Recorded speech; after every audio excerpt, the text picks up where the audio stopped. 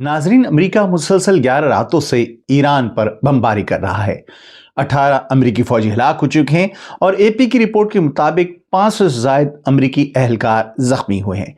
अमेरिकी वजीर दिफा के मुताबिक इस जंग की लागत अब 37.5 बिलियन डॉलर तक पहुंच चुकी है, जिसे नाक़दीन अभी भी अंडर रिपोर्टिंग करार दे रहे हैं। मगर इस पूरी फौजी ताकत का अमली नतीजा देखिए कि एक दिन में आबना हरमस से सिर्फ 3 तिजारती जहाज ही गुजर पाए हैं। ना कोई बड़ा ऑयल टैंकर गुजरा है, ना कोई LNG का जहाज है। और दूसरी तरफ हूसियों की धमकी के बाद सऊदी खाम तेल ले जाने वाले 3 टैंकर्स ने बहर अहमर में यू टर्न लेकर नहर स्विज की जानिब से वापसी का रास्ता इख्तियार कर लिया है। और अब पाकिस्तान ने भी हूसियों को वाज़ेह इंतबाह दे दिया है कि पाकिस्तानी परचम बरदार जहाज़ों या पाकिस्तानी बहरी मुफादात निशाना बने तो इसे कौमी सलामती की संगीन खिलाफ वर्जी समझा जाएगा और पाकिस्तान अपने दिफा में कानूनी ताकत इस्तेमाल करने का हक महफूज रखता है। दूसरी तरफ सदर ट्रंप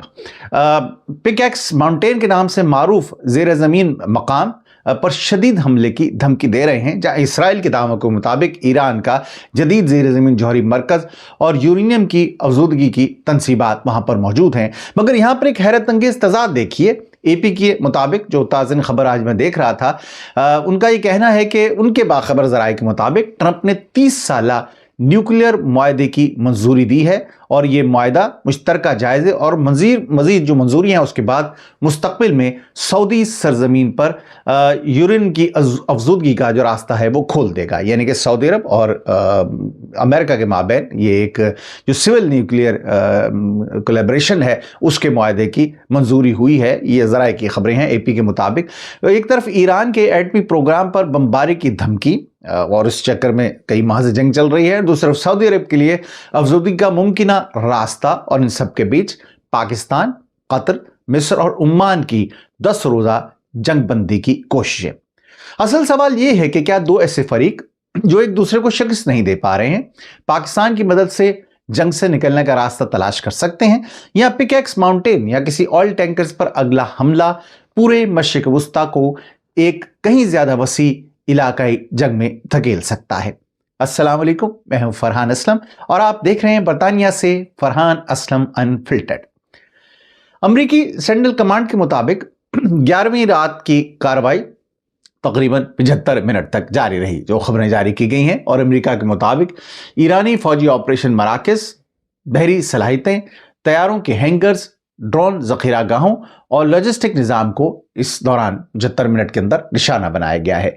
ईरानी हुकाम के मुताबिक वो शहर जौहरी बिजली घर के करीब एक इलेक्ट्रिक सब स्टेशन इस हमले में मुतासर हुआ है, लेकिन रिएक्टर पर बराह रास्त हमले या ताबकारी के खतरे की कोई तस्दीक ईरान की जानिब से नहीं की गई है। ईरान ने जवाब में कुवैत, बहरीन और उर्दन में अमरीकी अड्डों पर ड्रोन दागे हैं। उर्दन के मोफिक अल सल्ती एयरबेस पर हमले के बाद जो लापता अमरीकी एहलकार एक जिसको जो नहीं मिल रहा था उसे भी अब हलाक तस्वुर किया गया है अमरीका की जानिब से, जिसके बाद जो मजमूई हलाकतें हैं अमरीकी फौजियों की, रिपोर्टेड हलाकतें मैं कहूँगा, एक्चुअल फिगर क्या है ये तो शायद हमें कभी पता न चल पाए, लेकिन 18 जो हलाकतें हैं उनकी फिगर अब अमेरिका की जानिब से कोट की जा रही है, जबकि 500 से ज़ायद अफराद के ज़ख्मी होने की तस्दीक की गई है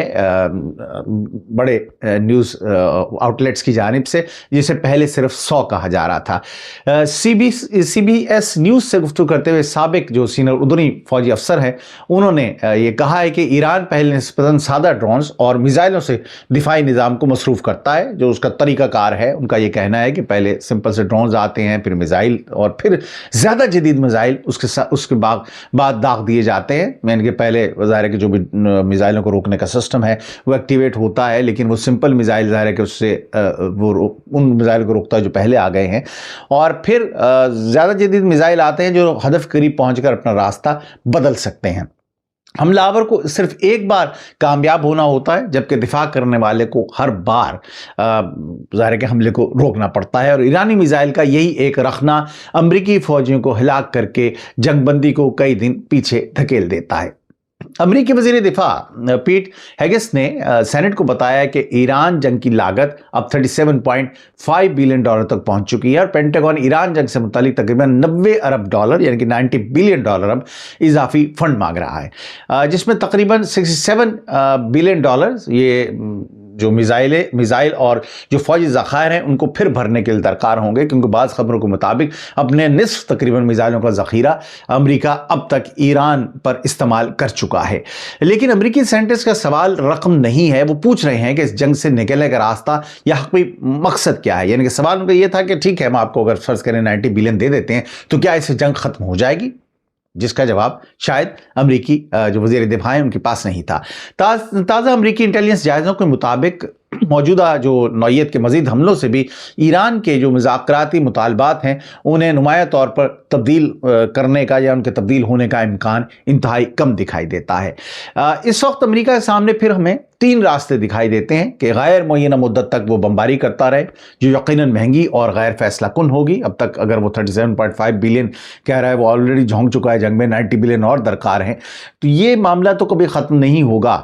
ظاہر ہے کہ ایران بظاہر ہمیں ہتھیار ڈالتا دکھائی نہیں دیتا اور امریکہ بھی ہتھیار ڈالتا دکھائی نہیں دے رہا، تو پھر پہلا جو آپشن ہے کہ آپ مستقل بمباری کرتے رہیں، یہ بہت مہنگا اور یقیناً نتیجہ خیز ثابت نہیں ہوگا فی الحال تک کے جو بھی صورتحال ہے مڈل ایسٹ کی اس کے مطابق۔ دوسرا آپشن ہے زمینی جنگ، جو خونریز ہوگی یقیناً، اور اس سے امریکہ مزید یہ نہیں چاہے گا کہ اس کی مزید فوجی ضائع ہوں، اس کو دوسروں کی جانوں سے تو کوئی پرواہ نہیں ہے، دوسرے ملک کے لوگ مرتے رہیں لاکھوں کی تعداد میں بھی تو امریکہ کو کوئی فرق نہیں پڑتا، لیکن اپنا ایک فوجی بھی اگر مر جائے تو امریکہ کے لیے بہت بڑا مسئلہ بن جاتا ہے۔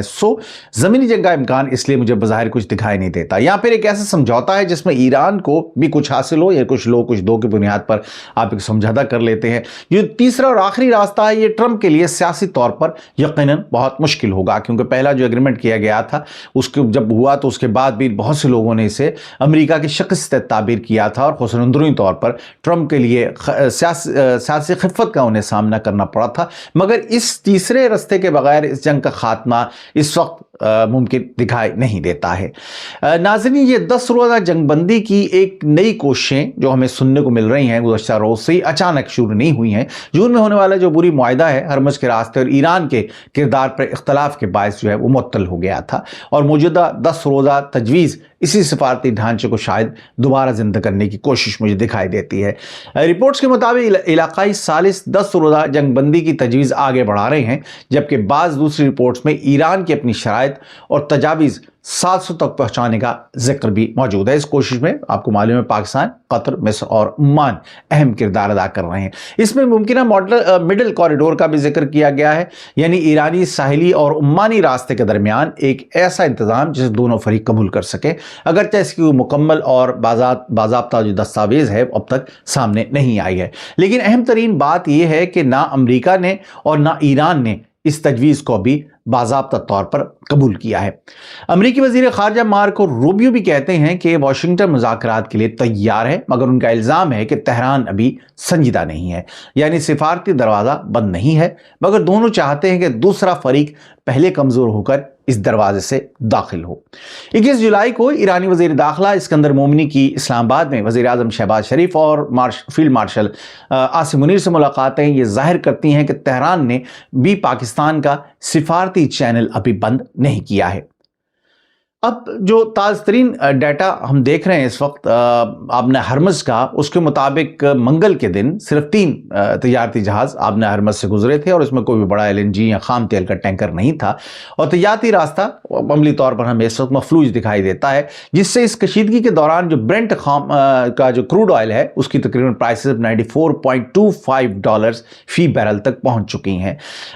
بات صرف اب ہرمز کی نہیں رہی۔ حوثی دھمکیوں کے بعد سعودی خام تیل لے جانے والے 3 ٹینکرز نے بحیرہ احمر میں یو ٹرن لے کر نہر سوئز کا راستہ بھی اختیار کیا۔ گزشتہ روز کی یہ لیٹ نائٹ کی یہ خبر تھی، اور حوثیوں کی اس دھمکی نے سعودی عرب کے متبادل بحری راستے کو بھی شدید خطرے میں ڈال دیا ہے۔ اب اس جنگ کا سب سے خطرناک موڑ پک ایکس ماؤنٹین کے نام سے معروف جو زیر زمین مقام ہے، اس پر امریکی حملے کی، بلکہ شدید حملے کی دھمکی ہے جو ٹرمپ نے دی، جہاں ایران کے مبینہ طور پر جدید ایٹمی سینٹریفیوجز اور افزودگی کا کام جاری رکھے رکھے ہوئے ہیں جو ریئیکٹرز ہیں وہاں پر، اور ٹرمپ نے کا یہ کہنا ہے کہ امریکہ اس علاقے کو بہت جلد اور شدید نشانہ بنا سکتا ہے، اگرچہ انہوں نے خود اعتراف کیا ہے کہ اصل سوال وہاں ایٹمی مواد کی موجودگی کا ہے۔ مگر اسی وقت اے پی کے مطابق جو 2 باخبر ذرائع ہیں ان کا یہ کہنا ہے کہ ٹرمپ نے 30 سالہ سول نیوکلیئر معاہدے کی منظوری بھی دے دی ہے، جو مشترکہ جائزہ اور مزید منظوری کے بعد مستقبل میں سعودی سرزمین پر جو یورینیم کی افزودگی کا ہے اس کا راستہ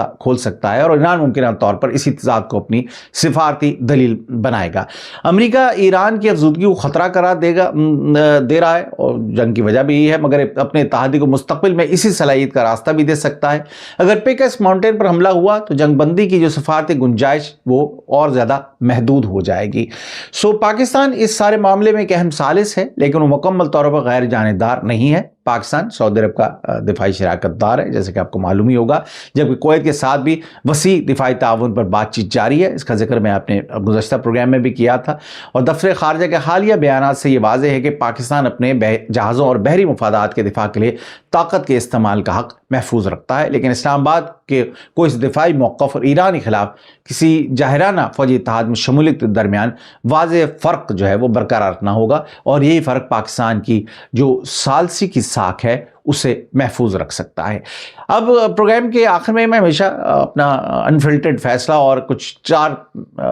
پیشن گوئیاں آپ کہہ لیجئے، یا 4 مستقبل کے جو میں سمجھتا ہوں کہ نقشے بن پائیں گے، اس کے بارے میں بات کرتا ہوں۔ میری پہلی پیشن گوئی اس حوالے سے یہ ہے کہ امریکہ فوری طور پر بمباری بند نہیں کرے گا، وہ جنگ بندی سے پہلے کچھ مزید نمایاں حملے کر کے جو 18 فوجی ہلاکتیں اس کی ہوئی ہیں اس کا جواب دینے کا ظاہر کہ دعویٰ کرے گا انٹرنلی، اس کے لیے بڑا ضروری ہے وہ کہہ سکے کہ جی میں نے اپنے 18 فوجیوں کے بدلے میں یہ بدلہ لے لیا ایران سے۔ دوسری پیشن گوئی کہ ایران 10 روزہ وقفے کو مکمل رد نہیں کرے گا، لیکن ہرمز پر کسی سیکیورٹی، انتظامی یا مالی کردار کی ضمانت مانگے گا، جہاں تک میں سمجھتا ہوں۔ تیسری پیشن گوئی ہے کہ اگر پیکس ماؤنٹین یا کسی بڑے امریکی اڈے پر نیا حملہ ہوا تو جنگ بندی کا امکان 23 سے کم ہوگا، اور عالمی تیل کی جو قیمتیں ہیں اس میں ایک بار پھر شدید اضافہ ہو سکتا ہے۔ اور چوتھی اور آخری پیشن گوئی میری کہ کسی تیسرے فریق حوثیوں یا کسی علاقائی محاذ کی غیر متوقع کارروائی امریکی ایران سمجھوتے کو ناکام بنا سکتی ہے۔ اس سلسلے میں پاکستان، قطر، مصر اور عمان کا جو 10 روزہ منصوبہ ہے وہ مکمل امن معاہدہ یقیناً نہیں ہے، بلکہ دونوں طاقتوں کو واضح شکست تسلیم کیے بغیر جنگ سے نکلنے کا ایک ممکنہ ایگزٹ ریمپ جو ہے وہ فراہم کرتا ہے۔ امریکہ کے پاس جنگ رکھنے کی طاقت ہے، ایران کے پاس تکلیف دہ بنانے کی صلاحیت ہے، مگر دونوں کے پاس اسے باعزت طریقے سے ختم کرنے کا کوئی بھی واضح راستہ موجود نہیں ہے، کوئی ایگزٹ اسٹریٹجی نہیں ہے۔ پاکستان اس وقت امن کے اہم سفارتی دروازوں میں سے ایک دروازہ بن چکا ہے، اور کیا یہ 10 روزہ جنگ بندی وہ راستہ بن سکتی ہے، یا صرف اگلی بڑی جنگ سے پہلے 10 دن کی ایک خاموشی ہوگی اور پھر دوبارہ سے ایک نئی جنگ شروع ہو جائے گی؟ اس پہ کمنٹ ضرور دیجیے گا کمنٹ سیکشن کے اندر اس ویڈیو کے نیچے، اور پروگرام اگر پسند آیا تو برائے مہربانی اسے چینل کو سبسکرائب کیجیے، اور اپنے دوستوں ذاکربا کے ساتھ بھی میرے اس پروگرام کو شیئر کیجیے گا۔ زندگی رہی تو بہت جلد میں ایک نئے پروگرام کے ساتھ آپ خدمت میں حاضر ہوں گا۔ آپ دیکھ رہے تھے فرحان اسلم انفلٹرڈ، میں برطانیہ میں رہتا ہوں، 30 برس سے صحافت کے شعبے سے وابستہ ہوں۔ میرے بارے میں جاننا چاہیں تو میری ویب سائٹ farhanaslam.com پہ تشریف لے جائیے۔ اس کے ساتھ مجھے اجازت دیجیے، بہت جلد ملاقات ہوگی، اپنا بہت خیال رکھیے گا، فی امان اللہ۔